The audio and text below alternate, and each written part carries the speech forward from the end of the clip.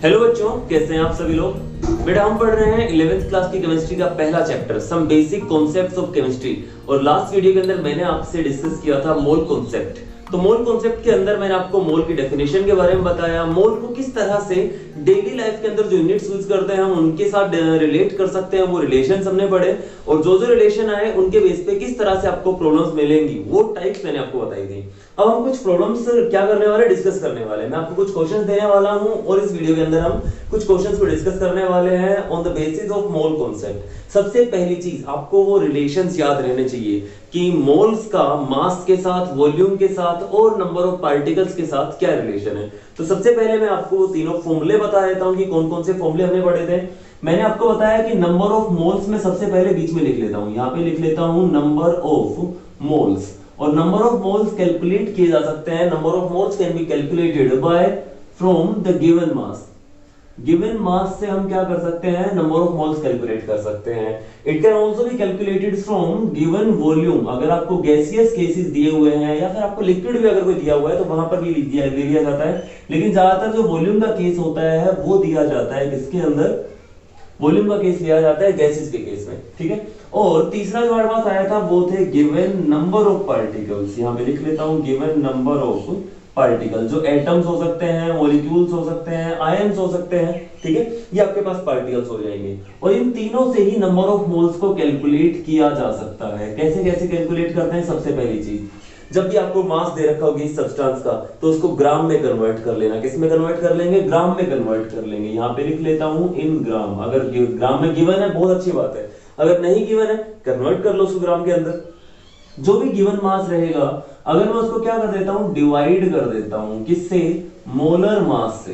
किससे डिवाइड कर रहे हो, मोलर मास से, तो नंबर ऑफ मोल्स मिल जाएंगे आपको। नंबर ऑफ मोल्स कैसे मिलेंगे आपको, गिवन मास से। अगर आप गिवन मास को मोलर मास से डिवाइड कर देते हैं तो मोलर क्या मिल जाएंगे, नंबर ऑफ मोल्स मिल जाएंगे। पहला फॉर्मूला हो गया। दूसरा, गिवन वॉल्यूम जो आपको दे रखी हो, इस गिवन वॉल्यूम को हमें लेके चलना है लीटर्स में। इसको किस में लेके चलेंगे, लीटर्स में लेके चलेंगे। और इसको डिवाइड कर देंगे, किससे डिवाइड करेंगे, हम डिवाइड करेंगे 22.4 लीटर पर मोल से। किससे डिवाइड करेंगे, लीटर पर मोल। इसको मोलर वॉल्यूम भी बोला जा सकता है। तो 22.4 लीटर पर मोल, यूनिट का ध्यान रखना, ठीक है। अगर आप यहाँ पे वॉल्यूम को मिलीलीटर में लेके चल रहे हो तो फिर इस लीटर को भी मिलीलीटर में कन्वर्ट करना पड़ेगा, क्योंकि यूनिट्स कैंसिल आउट होनी चाहिए। फाइनली जो यूनिट बचेगी वो मोल्स बचनी चाहिए। क्लियर। इसी तरह से गिवन नंबर ऑफ पार्टिकल्स को अगर हम डिवाइड कर देते हैं एवोगैड्रो नंबर से। एवोगैड्रो नंबर क्या होता है, 6.022 × 10⁻23। अगर इस नंबर से आप डिवाइड कर देते हैं तो क्या बचेगा आपके पास, नंबर ऑफ मोल्स मिल जाएंगे। और अगर आपको नंबर ऑफ मोल्स गिवन है और आपको वॉल्यूम कैलकुलेट करनी है, मान लेते हैं आपको क्या करना है, उल्टा करना है, इस चीज को बिल्कुल उल्टा करना है। तो कैसे करेंगे, नंबर ऑफ मोल्स को मल्टीप्लाई कर देंगे 22.4 लीटर से। किससे मल्टीप्लाई करेंगे, 22.4 लीटर से। इसके बाद नंबर ऑफ मोल्स को अगर मास में कन्वर्ट करना है कि एक मोल के अंदर मास कितना होगा, नंबर ऑफ मोल्स आपको गिवन है और क्या करना है आपको, मास कैलकुलेट करना है। तो कैसे करेंगे, तो वहां पर मल्टीप्लाई कर देंगे मोलर मास से। यानी उल्टा अगर माना है हमें क्या करेंगे, मल्टीप्लाई करेंगे। इसके बाद नंबर ऑफ पार्टिकल्स कैलकुलेट करने तो मल्टीप्लाई कर देंगे एवोगैड्रो नंबर से। अब मैं आपके सामने पहला जो क्वेश्चन रहेगा, इस फॉर्मूले को आपको ध्यान रखना है। इस पूरे ये जो फ्लो चार्ट टाइप बनाया मैंने, इसको ध्यान रखना है। और इसके बाद मैं कुछ क्वेश्चंस आपकी स्क्रीन के ऊपर डालूंगा जिनको आपको सोल्व करने की कोशिश करनी है, ठीक है। इजी से लेकर डिफिकल्ट लेवल जो रहेगा हमारे पास, हर तरह के क्वेश्चंस को ट्राई करने की हम कोशिश करेंगे। तो पहला क्वेश्चन आप लोगों की स्क्रीन के ऊपर है, इस क्वेश्चन को पढ़ो और देखो इसके अंदर क्या पूछा हुआ है। देखो इस क्वेश्चन के अंदर क्या दिया हुआ है, बोला हुआ है कि कोई कंपाउंड है जिसका 0.372 मोल्स आपको गिवन है। कितना मोल्स गिवन है, 0.372। नंबर ऑफ मोल्स को डिनोट करते हैं n से। तो सबसे पहले तो आपको ये लिख लेना है कि क्वेश्चन के अंदर गिवन क्या क्या है। n मतलब नंबर ऑफ मोल्स गिवन है 0.372, इतने मोल्स आपको गिवन है, ठीक है।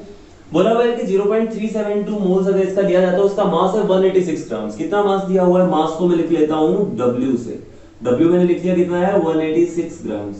क्या पूछा हुआ है, मोलर मास फाइंड आउट करना है। इसका क्या फाइंड आउट करना है, मोलर मास। तो देखो भाई नंबर ऑफ मोल्स आपको गिवन है, गिवन मास कितना मास दिया हुआ है उसका 186 ग्राम, ये गिवन मास हो गया।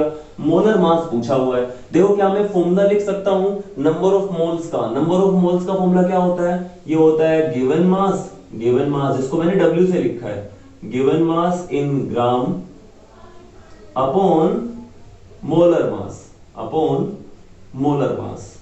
मोलर मास की यूनिट क्या होती है? ग्राम पर मोल होती है। ना लिखोगे तो भी यूनिट इसकी यही रहती है। गिवन मास आपको किसी यूनिट के अंदर दिया जा सकता है, वो किलोग्राम में भी दे सकता है, मिलीग्राम में भी दे सकता है, ठीक है। तो ये जो रहेगी वैल्यू आपको कैलकुलेट करनी है। मोलर मास आपको कैलकुलेट करना है। कैसे कैलकुलेट करेंगे? भी देखो दोनों चीजें दे रखी है, नहीं दे रखी है। नंबर ऑफ मोल्स गिवन है, कितना दे रखा है number of moles? Number of moles given है 0.372, ये चीज गिवन है मतलब आपको। दूसरा ये गिवन मास, कितना मास गिवन है? 86 ग्राम। क्या मोलर मास कैलकुलेट किया जा सकता है? यहां से क्या किया जा सकता है कैलकुलेट? तो फॉर्मूला बन जाएगा मोलर मास का। मोलर मास को मैं एम से लिख लेता हूं अभी, मोलर मास को एम से लिख लेता हूं। मोलर मास का फॉर्मूला क्या बनेगा? ये ऊपर आ जाएगा, एन नीचे चला जाएगा, ये हो जाएगा गिवन मास अपॉन, और ये कितना हो जाएगा नीचे? एन यानी कि नंबर ऑफ मोल्स। तो इस फॉर्मूले से हमारी अब कैलकुलेशन हो जाएगी। किस तरह से करेंगे? सोल्व तो कर लोगे ना यार इसको? चलो मैं कर देता हूं। तो मोलर मास हो जाएगा यहां से mm is equal to given mass है 186 gram upon number of mole. Number of mole क्या होता है? जो दिया हुआ है 0.372 मोल, कितने दिए हुए हैं, ठीक है। इस डेसिमल को हटा दो यहां से। अगर इस डेसिमल को हटाएंगे तो इसके नीचे क्या लग जाएगा? इसके नीचे 1000 आ जाएगा, या फिर कितना? हाँ 1000 आ जाएगा इसके नीचे। तो ये जो 1000 आएगा उसको ऊपर भी लिख सकते हैं। मैं इस डेसिमल को हटा रहा हूं यहां से और ऊपर चला गया ये 1000, क्योंकि तीन क्या थे डेसिमल प्लेस थे, हमने 3 जीरो लगा दी। अच्छा देखो ये जो है ये 2 पे कैंसिल आउट हो जाएगा। कैलकुलेशन बहुत ज्यादा मैंने डिफिकल्ट नहीं दिया आपको, और थोड़ा बहुत सोचोगे तो 2 पे कैंसिल आउट हो जाएगा। आप वो कर सकते हो, 2 से कैंसिल कर रहे हो, फिर उससे बाद कितने पे कैंसिल हो रहा है वो कर रहे हो, आपकी मर्जी है। तो 2 से कैंसिल आउट हो जाएगा, और 2 से मैं इसको कैंसिल आउट कर लेता हूँ, कितना आ जाएगा ये 500। तो मोलर मास कितना आएगा इसका? मोलर मास आ जाएगा 500। यूनिट क्या होगी? ग्राम पर मोल। क्या यूनिट हो जाएगी? ग्राम पर मोल। क्लियर है? इस तरह मोलर मास हम कैलकुलेट कर सकते हैं। ये क्वेश्चन समझ में आया कि नहीं आया? हमें मास दिया हुआ था और नंबर ऑफ मोल्स दिए हुए थे, मोलर मास पूछा हुआ था। तो मास और नंबर ऑफ मोल्स में क्या रिलेशन है? हम देखेंगे कि number of moles is equal to given mass upon molar mass. वहां से मोलर मास कैलकुलेट करना, तो उसका फॉर्मूला बना लिया, कैलकुलेशन कर ली, हो गया। क्लियर है? ठीक है, इसको हटा रहा हूं मैं और सेकंड क्वेश्चन आपके स्क्रीन के ऊपर डाल रहा हूं। देखो इसको,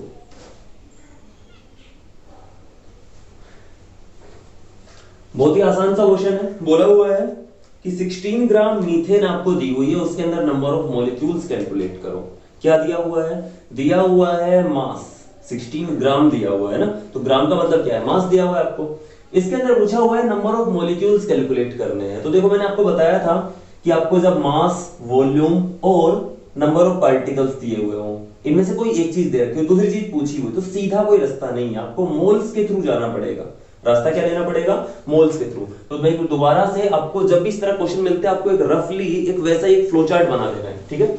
देखो क्या दिया हुआ है आपको, अगर आपको मास दिया हुआ है तो वो नंबर ऑफ मोल से रिलेटेड है, number of moles number of particle से रिलेटेड है। किससे रिलेटेड है? नंबर ऑफ पार्टिकल से। और साथ ही साथ ये वॉल्यूम से भी रिलेटेड है। तीनों चीजें आपस में रिलेटेड है ना।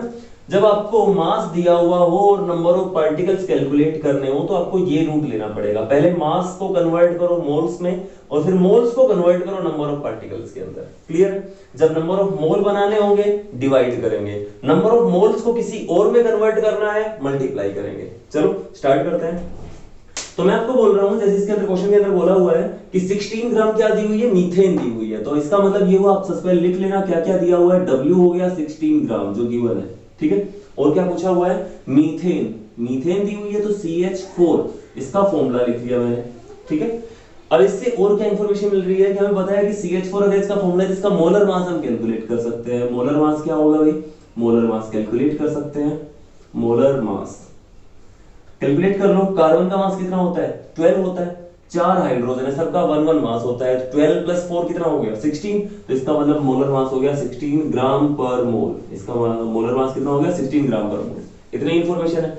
कैलकुलेट करना है नंबर ऑफ पार्टिकल्स। तो नंबर ऑफ पार्टिकल्स कैलकुलेट कैसे करेंगे? हम सबसे पहले मास को इसमें कन्वर्ट करेंगे नंबर ऑफ मोल्स के अंदर। कैसे कन्वर्ट करेंगे? फॉर्मूला याद है सभी को? चलो देखते हैं। तो नंबर ऑफ मोल्स का फॉर्मूला क्या हो जाएगा? Given mass W in grams upon molar mass, upon molar मास, ये फॉर्मूला बन जाएगा। देखो ये कितने नंबर ऑफ मोल्स आते हैं। नंबर ऑफ मोल्स आएंगे गिवन मास 16 ग्राम अपॉन मोलर मास क्या होगा 16 ग्राम पर मोल ऊपर आ गया, ये कैंसिल आउट हो गया, कितने मोल आए 1 मोल, n की वैल्यू कितनी आई 1 मोल। और अब पूछा हुआ है नंबर ऑफ पार्टिकल, तो नंबर ऑफ पार्टिकल्स कैसे कैलकुलेट करते हैं गिवन मोल्स से, देख लेते हैं। नंबर ऑफ पार्टिकल्स कैलकुलेट करने हैं किससे नंबर ऑफ मोल्स से। देखो हमें क्या करना था, यहाँ पे बीच में क्या चीज रहती है Na, यहाँ पे क्या रहता है Na रहता है, एवोगैड्रो नंबर जिसको बोला जाता है। अगर आपको पार्टिकल्स गिवन हो, मोल्स कैलकुलेट करने हो तो डिवाइड कर दो, और नंबर ऑफ मोल्स से दूसरी तरफ कहीं पे जा रहे हैं तो मल्टीप्लाई करेंगे किससे Na से। तो नंबर ऑफ मोल्स कितने हमारे पास 1 मोल, और इसको मल्टीप्लाई कर देंगे किससे नंबर ऑफ एवोगैड्रो नंबर से। एवोगैड्रो नंबर कितना होता है 6.022 into 10 raised to power 23 molecules पर मोल, ठीक है।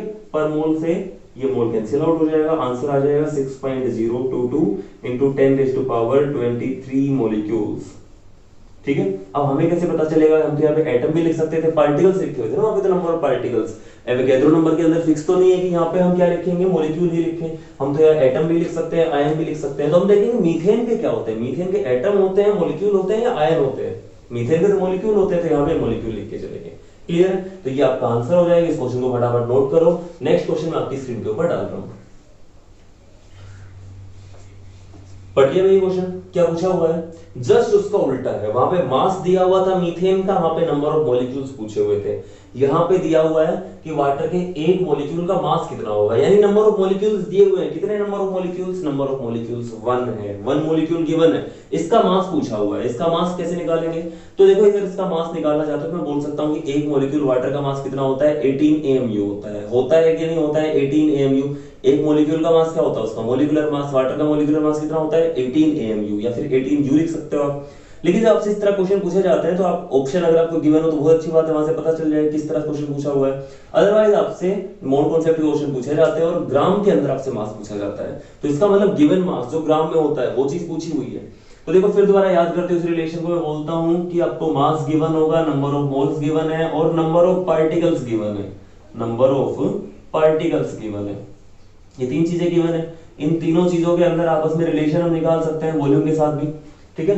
अभी हमें क्या करना है, नंबर ऑफ पार्टिकल गिवन है, इसको पहले कन्वर्ट करो नंबर ऑफ मोल्स में, और नंबर ऑफ मोल्स से किसमें कन्वर्ट कर देंगे गिवन मास के अंदर। तो देखो क्या क्या दिया हुआ है, मैं बोला हुआ है number of particles, number of molecules कितने गिवन है, यहाँ पे लिख लेता हूं number of molecules is equal to 1, एक ही मॉलिक्यूल दिया हुआ है। क्या पूछा हुआ है, मास पूछा हुआ है। सबसे पहले इससे नंबर ऑफ मोल्स निकालो, नंबर ऑफ मोल्स कैसे निकालेंगे, given number of particles divided by, यहाँ पे लिख लेता हूं given number of particles divided by Avogadro number 6.022 तो नंबर ऑफ मोल्स कितने आ जाएंगे, गिवन पार्टिकल कितने हैं 1 upon 6.022 into 10 raised to power 23 molecules पर मोल, मोल ऊपर चला जाएगा, और यहाँ पे 1 क्या था, ये 1 मॉलिक्यूल, ठीक है। ये कैंसिल आउट हो जाएगा, बचेगा क्या, ये बच जाएगा 1 upon 6.022 into 10 raised to power 23 मोल। इतने मोल आ गए, है ना, इतने मोल आ गए।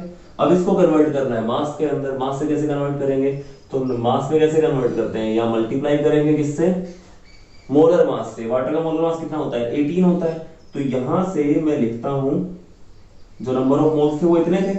अगर मेरे को मास निकालना है तो मास कैसे निकालेंगे, फॉर्मूला लिखेंगे, नंबर ऑफ मोल्स होता है भाई गिवन मास अपॉन मोलर मास।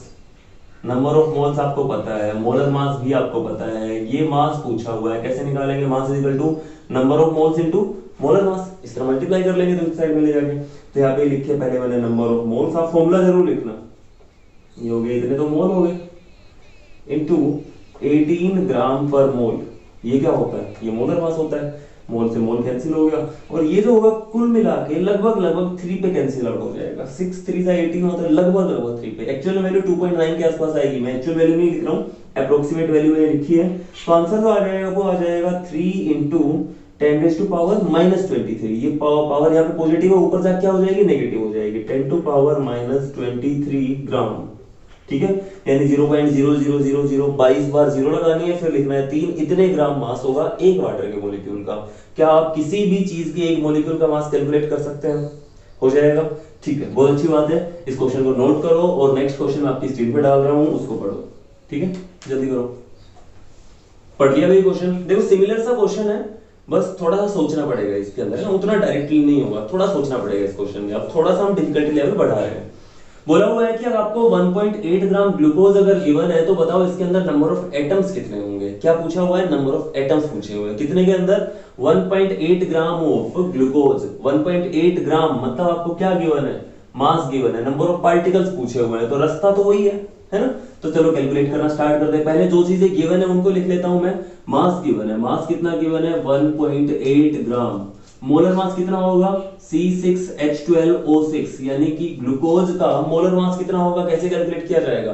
कैलकुलेट कर लेंगे। आपके पास 6 तो है भाई, क्या? कार्बन। कार्बन का एक का मास होता है 12, तो इसको 6 से मल्टीप्लाई कर दिया, हो गया 72। 12 है आपके पास हाइड्रोजन, और हर एक हाइड्रोजन एटम का मास कितना होगा? वो होगा 1, तो यहां से मैंने बना लिया इसको 12।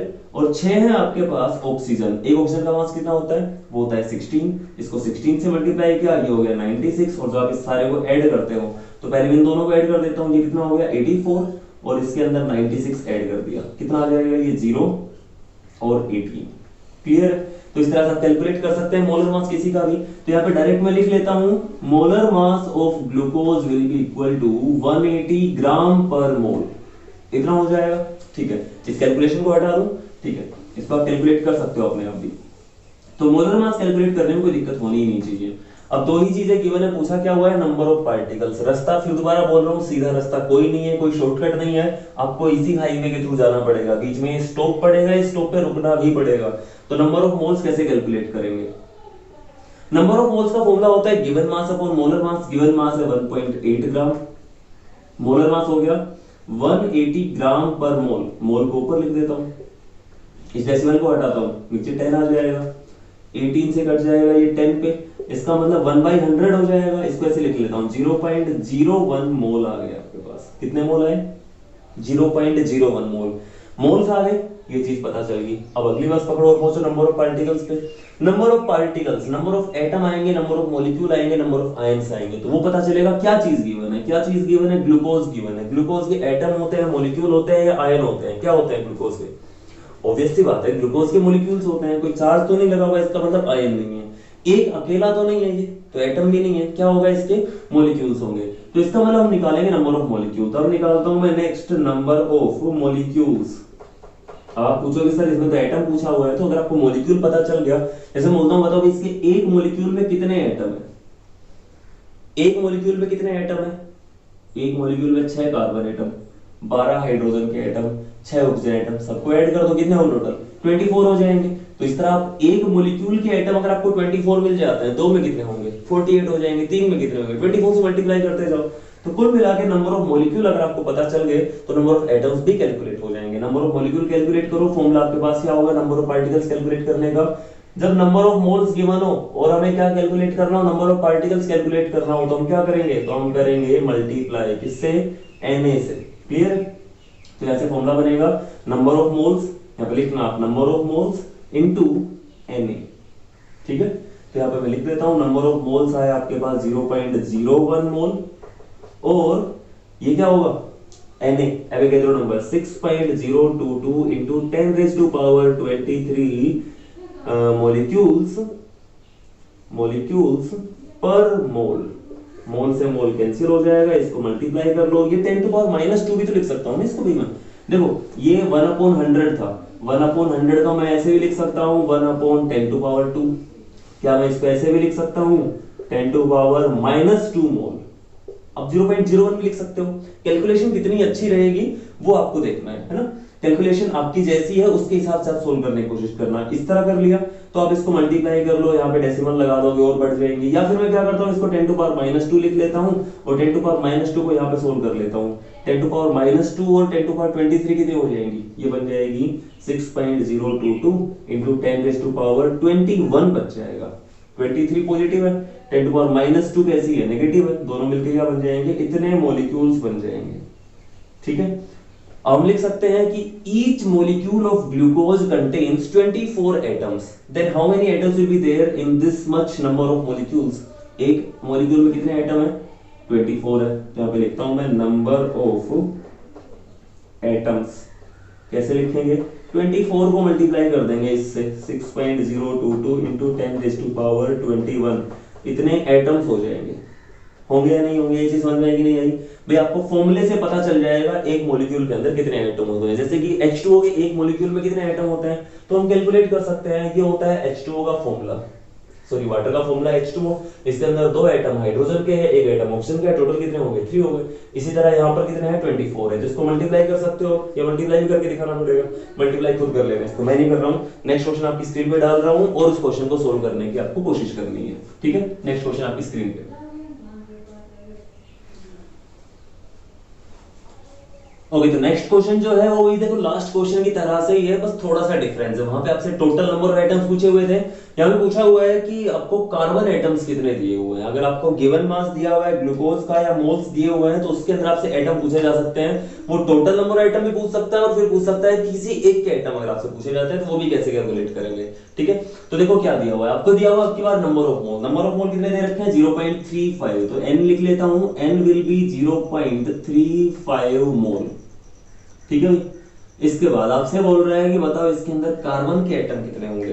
तो देखो फिर दोबारा से हिसाब किताब वही लगाना है। आप directly number of atoms, number of moles से हम क्या कैलकुलेट कर सकते हैं? नंबर ऑफ मॉलिक्यूल्स कैलकुलेट कर सकते हैं। In case of glucose, glucose के एटम नहीं होते, क्या होते हैं? ग्लूकोज के मॉलिक्यूल्स होते हैं। लेकिन अगर आपको यह पता चल गया कि total number of glucose molecule कितने हैं, अगर आपको ग्लूकोज के टोटल नंबर ऑफ मॉलिक्यूल पता चल गए, तो क्या आप कार्बन के एटम नहीं फाइंड आउट कर सकते?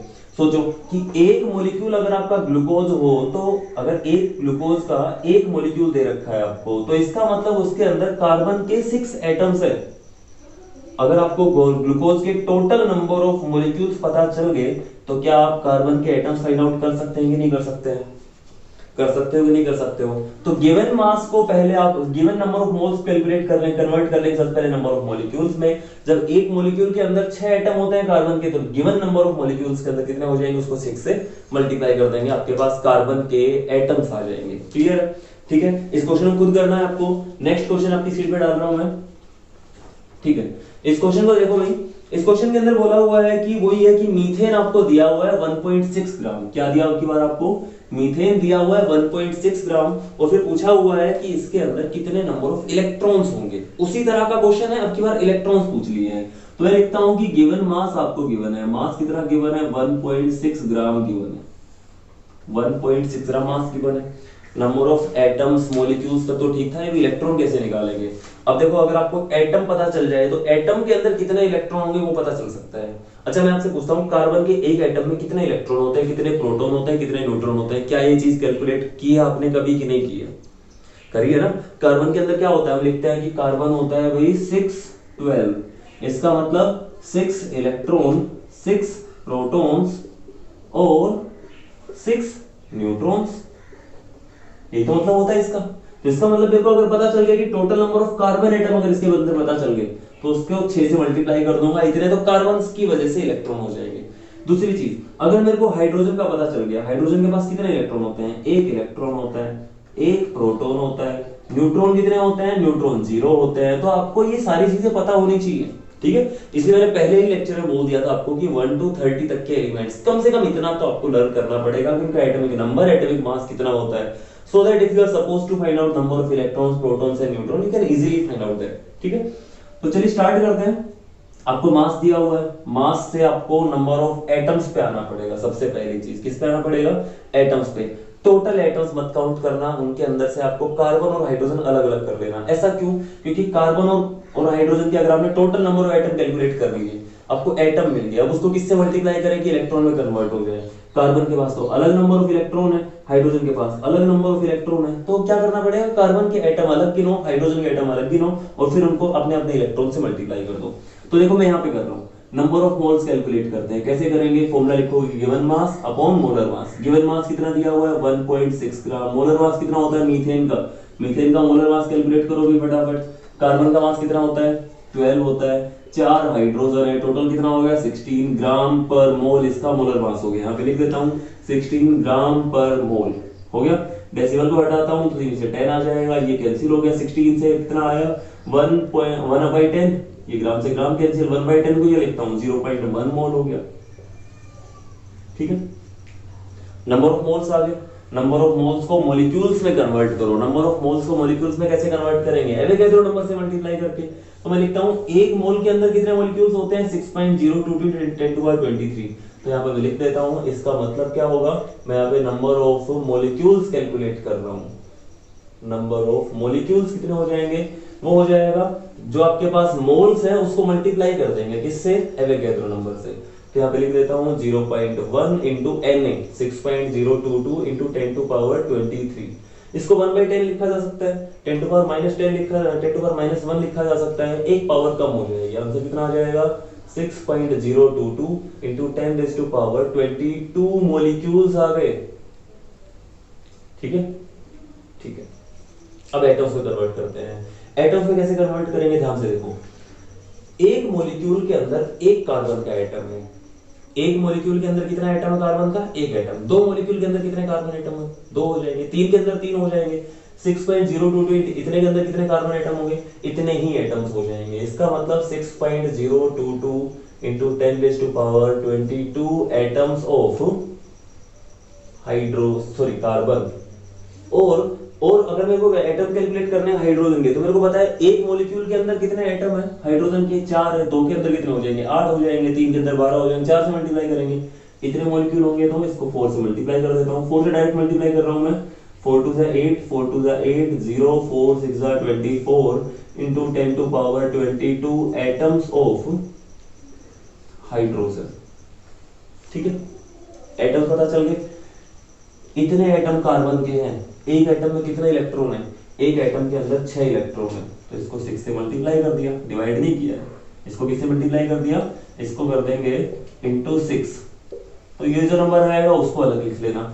इसके बाद हाइड्रोजन के अंदर देखना है, हाइड्रोजन के अंदर कितने एटम है? इलेक्ट्रॉन होते हैं। हाइड्रोजन के अंदर इलेक्ट्रॉन होते हैं एक इलेक्ट्रॉन। एक एटम में एक इलेक्ट्रॉन, तो सबके अंदर एक एक होगा, इतने ही हो जाएंगे। 24.088 into 10 raise to power 22 electrons ये हाइड्रोजन से आए हैं। और जब इसको आप 6 से मल्टीप्लाई करोगे, 6.022 इंटू 10 टू पावर 22 को जब 6 से मल्टीप्लाई कर लोगे तो ये इसके इलेक्ट्रॉन आ जाएंगे। इन दोनों को ऐड कर लेना, आपका फाइनल आंसर आ जाएगा। हो सकते हैं इस तरह क्वेश्चन हो जाएंगे ना। ठीक है, एक क्वेश्चन और दे रहा हूं लास्ट, या फिर खत्म करें? ठीक है, तो मैं आपको कुछ प्रैक्टिस क्वेश्चन दे देता हूं जो आपको सोल्व करने की कोशिश करनी है। पिछली वीडियो के अंदर मैंने आपको दिए थे एक क्वेश्चन, जैसे डिस्कस किया था मैंने, जहां पर कुछ लोगों को डाउट आया, कुछ लोगों ने मेरे को बताया। जैसे कि कुछ ने बोला हुआ है कि 52U ऑफ हीलियम दिया हुआ था, इसके अंदर नंबर ऑफ मोल्स कैलकुलेट करना है। कैसे कैलकुलेट करें?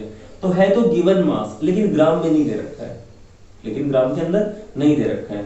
हालांकि जब 52U या 52 AMU दे रखा है, मतलब एटॉमिक मास यूनिट दी हुई है। मेरे को पता है कि हीलियम के एक एटम का मास कितना होता है?